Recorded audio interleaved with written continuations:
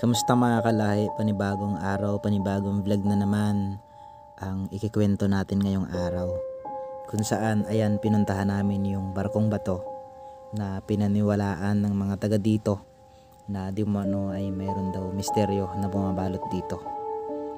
Na pinuntahan din namin ito at titignan namin yung kakaibang bagay na nandito mismo sa lugar na ito.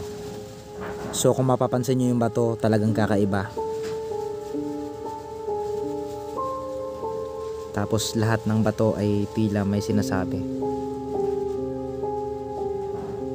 So nandito na tayo ngayon at pupuntahan na natin itong kakaibang lugar na ito. First time ko lang rin na pumunta dito. Hindi ko alam kung anong mayroon dito sa taas na ito. Pero kahit nakakakaba ay pinuntahan pa rin namin. So ayan, binabaybay ko na itong lugar na ito. At tila may napansin ako sa taas na kakaiba. At medyo naintriga ako, inakyat ko pa ito hanggang sa ayan na.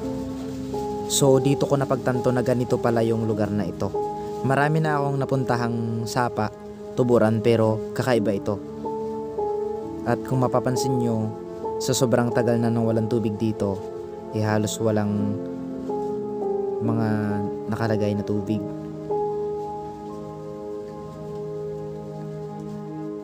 At ito pala yung lugar ng lipitan na kung saan ay napakaganda at maraming kwento ang mga bumabalot dito. At nandito na tayo ngayon, aakyatin ulit natin itong area na ito upang ipakita sa inyo yung mismong taas niya. Hindi na ako pumunta kanina dahil natakot ako, wala akong kasama. Kaya inintay ko si Dudong na umakyat din para dalawa kaming makasaksi kung anong nasa taas na ito dahil kakaiba talaga yung nararamdaman ko. So ayan, dahan-dahan ako dyan dahil parang kinakabahan ako kasi hindi ko alam kung anong mayroon dyan sa taas na yan. So ayan, pakiramdam ko dyan para akong nilalamig, para akong binabalutan ng malamig na bagay na hindi ko maipaliwanag. Tapos pagdating ko dito sa puno na ito ay tila napatingin ako sa taas dahil may gumalaw doon. At ayan na, binabaybay ko na. At may mas maganda pa palang view dito na nakita ko na talagang napawaw ako sa ganda. Pero kung mapapansin nyo yung mga bato ay talagang hindi mo maipaliwanag bakit ganito yung mga hugis na to. So ayan, inakyat ko na siya. Ito na yung bumungad sa amin na nagpapawaw lalo sa akin na hindi ko maipaliwanag. So ayan, nandito tayo ngayon sa malaking bato. At kung mapapansin nyo, parang hagdan-hagdan na yung aming dinadaanan.